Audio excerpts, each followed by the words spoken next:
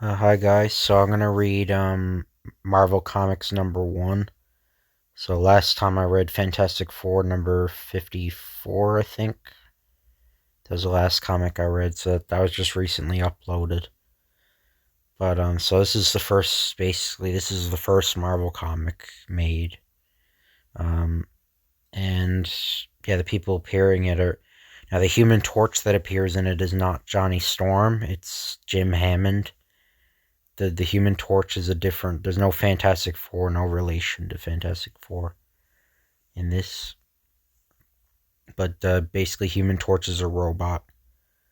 The Angel is another story I'm gonna read. This Angel has nothing to do with the X-Men. He's more like, I guess, Superman. And the Submariner is Namor, who you might know from Black Panther 2. Or he's in Black Panther 2, yeah. But he's basically like Aquaman.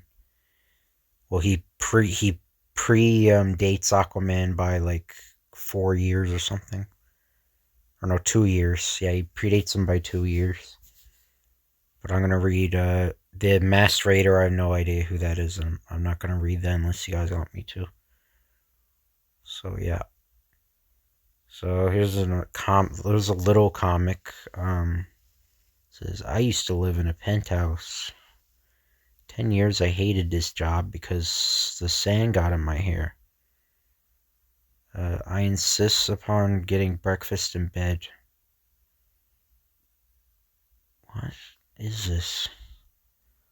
Oh boy, what a shot. Oh heck, nobody came to my birthday party. Okay, yeah, okay. Well, The Human Torch by Carl Burgos. This is the very first Marvel story. Well, Namor is technically the first Marvel story. Um, because he was written in an unpublished comic that was never released. But this is the first published. I'm pretty sure the first published Marvel. Just correct me if I'm wrong in the comments. I'm probably wrong. So, gentlemen of the press, I call you to my laboratory because I, Professor Horton, have a difficult problem in my latest discovery. As you all know, I have been working on a synthetic man, an exact replica of a human being. When I finished, I had found I had surpassed anything that any scientist had ever done. If you'll follow me, I will show you why, even as I fear the monstrosity which I have created. In this airtight glass cage lives my creation. I call him the Human Torch. Something went wrong with my figurings somewhere. Every time this robot, the Human Torch, contacts oxygen in the air, he bursts into flame. Now watch. As Horton allows some of the air into the cage, the others gasp in terror. Good Lord, that figure is a wall of fire. Horton, destroy that man before some madman can grasp its principles and hurl it against our civilization. No. Sorry, gentlemen, but you see, destroying him does not answer anything. And perhaps the power of the press will help you change your mind. So within the hour, newsies are on the street with an extra. Extra, read all about it. The Man of Fire, the Human Torch. Hello? Yes, this is Horton. Who's this? The Scientist Guild. You want to see my creation? Certainly. Anytime you say tonight. Very well, at 8. As Horton reads the newspaper in his study, the phone buzzes, breaking the room's eerie silence. So that should go on top. But that evening, 8 bells. You're on time, boys. You know, Horton, those newspapers have aroused the public, and we three have been sent to investigate this so-called Human Torch. I thought so, my friends. Come this way, please, and I will show you everything. To be truthful, even I can't understand this strange phenomenon. It's hard to say what it is. It might be spontaneous combustion, but who knows? Perhaps we might be able to analyze him, Horton. He looks harmless enough. Do you mind feeding him some air, Horton, so we can measure the heat within this pyrometer? Very well. As air leaks in the weird flame, livens like a hellish fire. Good Lord, the hands of the meters have already gone off the dials. What? The meters snapped. The heat is too great, and you have no control over the flame. None whatsoever. That is why I am afraid. And now that you've seen it, what is your opinion? Horton, this may hurt, but since you've no control over him, I'm inclined to agree with the newspapers. Destroy him. Surely there must be some other way than to break him up. For who knows, in the course of experimentation, I might hit on a device to gain control of and master this mechanical torch. There is a way out, Horton. Entomb him in a concrete block, so that that's it. If I can find the solution, I can dig him out. And that way, there's no danger. Eureka! That's the answer. The next day, workers begin building a mold in which to bury the Human Torch. While in the house, as official witnesses of the press, you've seen me seal the Human Torch in this steel tube, perhaps forever. Lifting the steel tube, wherein lies the Human Torch, two huskies carry it from the room and fit it onto a hook, dangling it from the top of a derrick. Okay, let her go. As the tube hits the wet cement mixture and sinks, Horton makes a vow to find a solution to control the flame. Time went by, and everybody had forgotten about the fireman until one early morning there was a terrifying blast and the earth split open. Boom. The windows of Horton's nearby home were shattered to bits. Good heavens, what was that? I wonder, could it be? In Horton's bedroom. Ye gods, that was the Human Torch's tomb. Could he have been destroyed? Horton rushes to the shattered window. He must have been. Nothing could survive a blast like that. Nothing, unless there was a leak in the airtight tube in which he was buried. A leak? But that's impossible. I sealed it myself. But there had been a leak, a slow leak, allowing the oxygen to seep in slowly. The Human Torch, in contact with air, spread terror throughout the city as everything he touches turns into an inferno. Fire! It's the Human Torch. He's on the loose. I'm burning alive. Why must everything I touch turn into flame? Attracted by the clank of fire engines after somebody had turned in a fire alarm, the Human Torch turns. Look, the Human Torch. Busy men. Clang, clang. Ah, I like the sound of the bell. Well, what are you guys waiting for? Come on, get the hose into action. Yes, sir. Yes, so it doesn't explain how, like, the Human Torch can, like, talk and that. I guess it was programmed into him. I think I remember reading a comic where, like, the Human Torch was, like, taught, language through, like, videos or something. Like, the robot Human Torch was, like, taught language while he was in the tube, like, videos were playing or something. Or something was in his mind, but... Hurry, that guy's still there. Water ought to do the trick. As the water spurts out onto the Human Torch, a hissing sound bellows. A cloud of smoke rises, and the firemen are dumbfounded as... Glory be, the guy's laughing. It ain't human. Ha ha, stop. It tickles. Oh, never mind. So keep pouring water on him. The flames are dying down. I'm going to get Horton. Yeah, I think the panels are way too big. But as Human Torch steps onto a hose, it burns through and the water spurts out. The flames once again shoot up and the Human Torch is on the loose again. I must find a retreat. I've already caused too much damage. It looks like there's a pool in there. Perhaps this will put out the flame. Coming to an iron gate, the Human Torch pauses. Gripping the iron gate in his flaming hands, the Human Torch melts his way through the heavy bars. Those iron bars can't stop me. Leaving a trail of blazing grass, the Human Torch dives into the pool. Meanwhile, in the house on the estate with the pool, that's funny. The grass round the pool is boing. Sardo. Boing and Sardo. Okay. You're nuts, Red. Wait a minute, did you say burning? That means but one thing. Huh? Now listen, get me the winter glass cover that fits the pool, draw the air out, and then drain the water out. Hurry, don't ask any questions. Later. Ha, I thought so. It's the Human Torch. So what?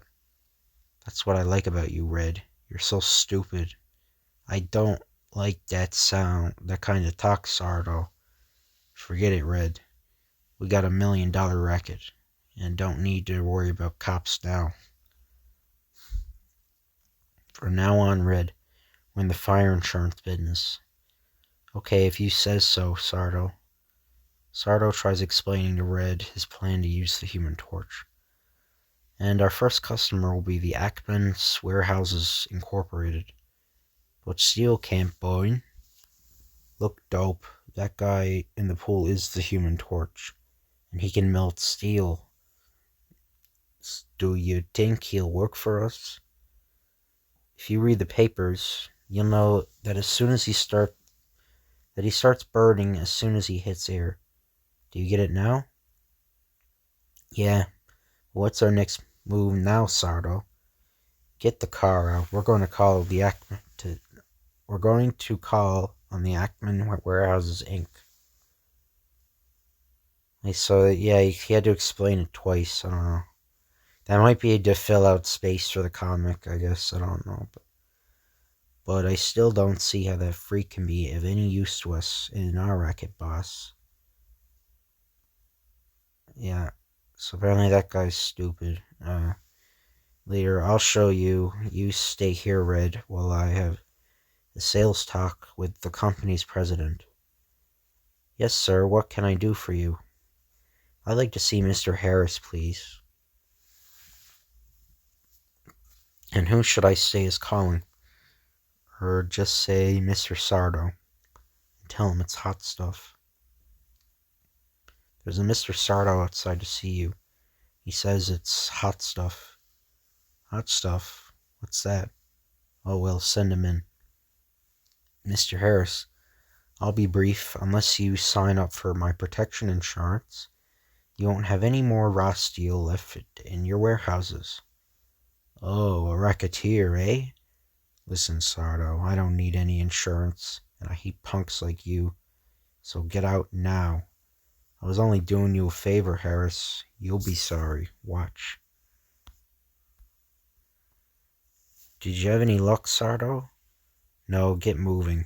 We've got work to do, and fast. Sardo jumps into action. Sardo and his lieutenant head for their mansion. They strangely hold the Human Torch. Now Red fill the pool with water, then get a diving suit and glass tube to fit the Human Torch. You'll find them in my lab. Yeah, okay, Sardo. After donning the diving suit, Sardo lowers himself into the pool and fits the tube on the Human Torch, who thinks Sardo is helping him. Okay, Red, lower a rope, then haul away everything is okay so far. Take it easy now, or you'll break the glass. The glass case is then placed on an operating cot, and then wheeled to the back of a truck. Okay, now head for those warehouses where Harris keeps his steel. The truck bearing the torch speeds through the night. There's the warehouse, Sardo. That's that big one there. Don't break the case. Not too fast. Move him slowly. It's all yours, Torch. Burn it to the ground. Ha! I only wish Harris could see this.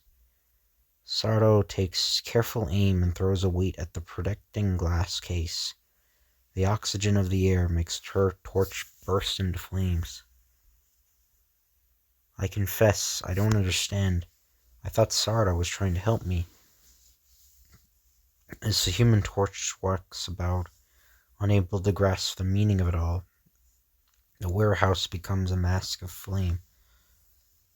Then he brings me here and breaks the cover. I wonder if he might be just a low-down racketeer.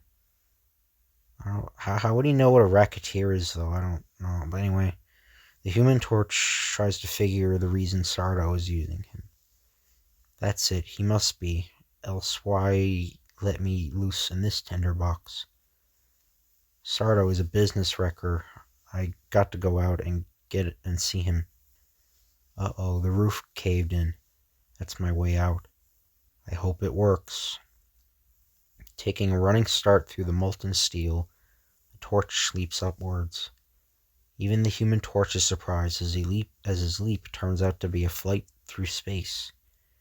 The reason was that the blue and combined red flames made the Human Torch lighter than air.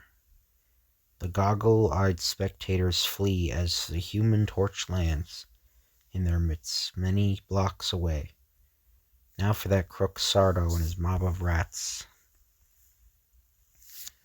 What's this flash of fire coming into my place? Why, it's the Human Torch.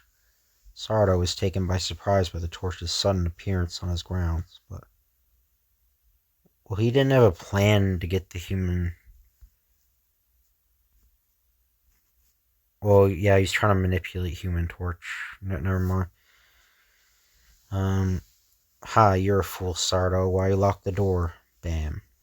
Sardo runs in the house, slamming the door in an effort to escape the Human Torch. I'll get you in the end. A closed door can't stop the Human Torch. He walks right through it. Yeah, Sardo's plan is very stupid. Yeah, he should have tried to, like... Well, I don't know. He should have tried something else. Good lord, he's burning through the doors. I've got to hide, but where? I've got it, my underground lab. It's steel. I'll stop him. It'll stop him.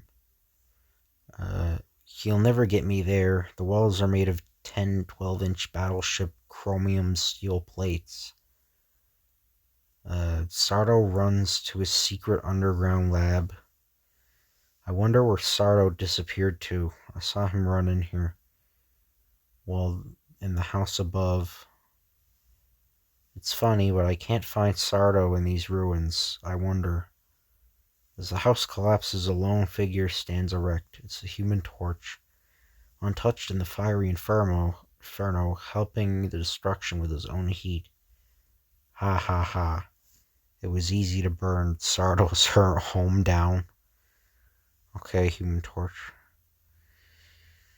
We can't wait for Sardo. Let's duck quick.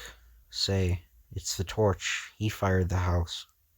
Sardo's mob leave their leader and try to run away when they see the Torch. As the Human Torch leaps forward, the others spread out, some diving into the pool. Sardo's men, red ducks under a nearby car. Jumping through space like a comet, the Human Torch lands on the car and melts the body as if it were made of butter. Help, the heat's killing me. The heat is terrific, and under the auto, that rat burned all right, and those fellows in the pool won't come up for air. Now for Sardo. The Human Torch, having scalded the gangsters into the pool by turning water into steam, runs back into the flaming house seeking Sardo's hideout. A steel door. Funny, I didn't notice it before. Placing his hands on the door, it reacts like a acetylene torch. boring a hole through the steel.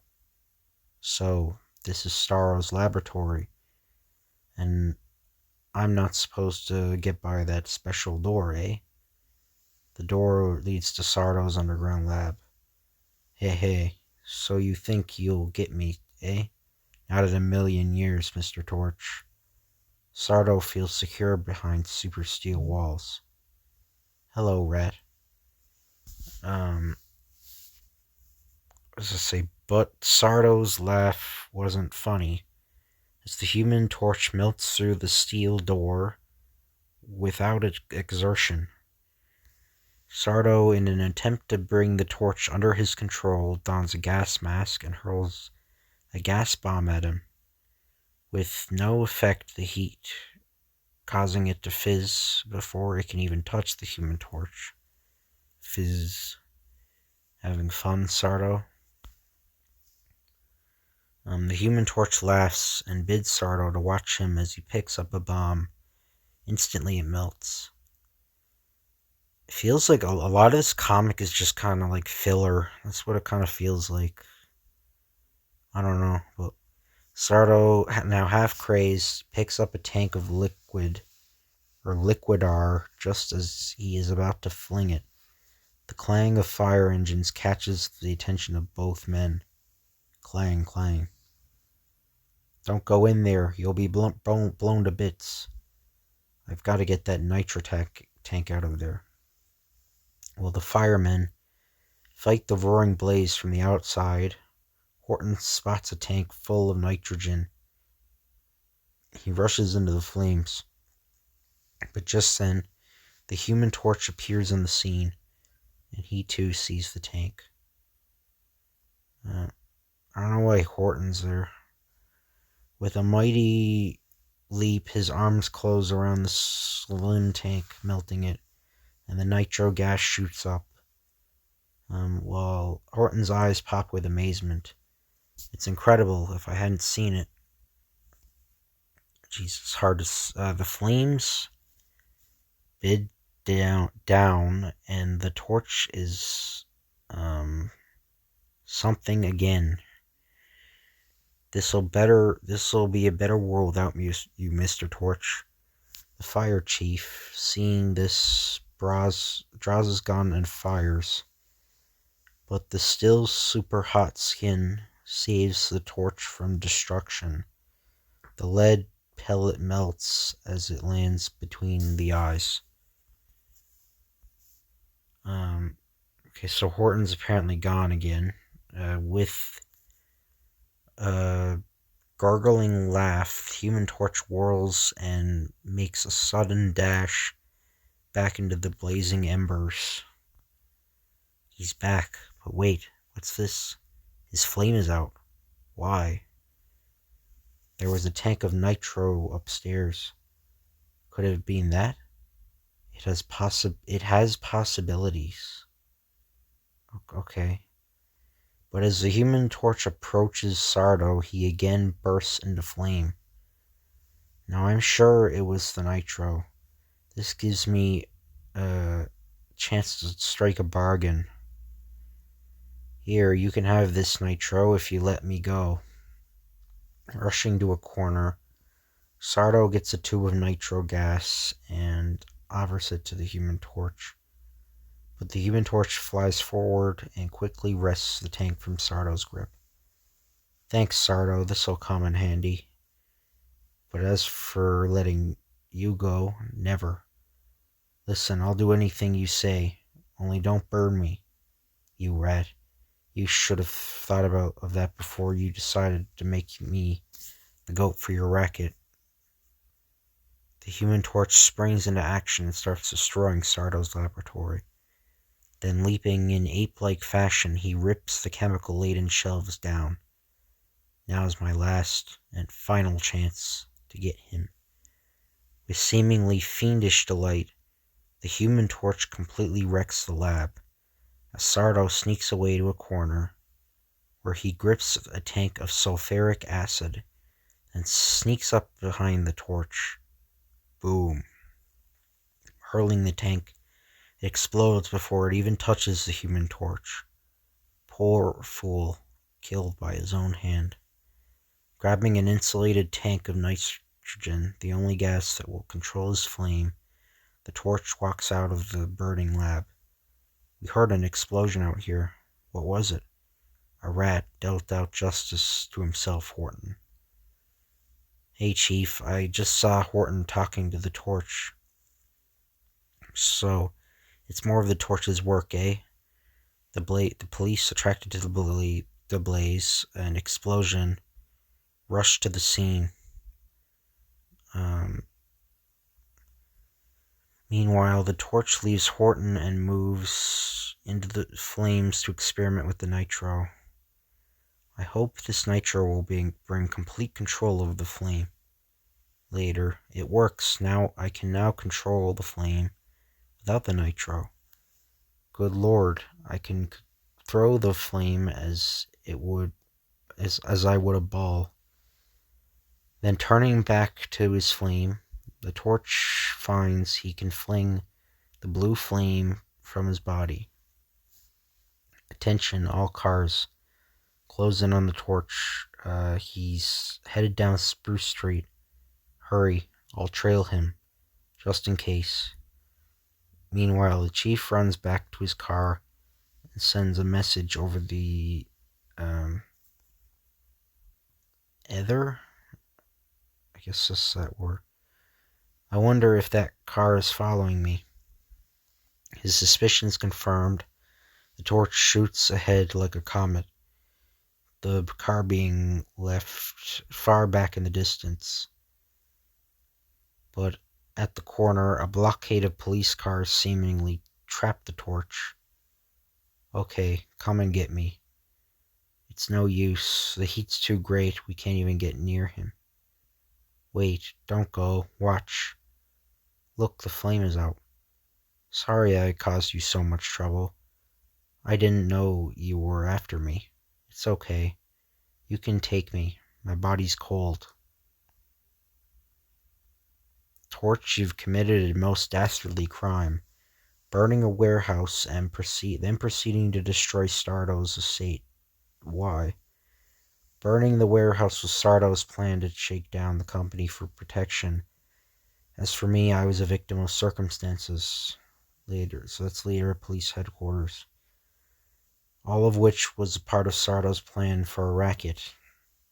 Yes, I am guilty of burning down Sardo's estate, but it was of his own doing. He set me free in air, thereby allowing me to ignite. Captain, leave the torch in my custody. I'll be responsible. Very well, Horton. The torch is in your custody. You probably burned the jail down.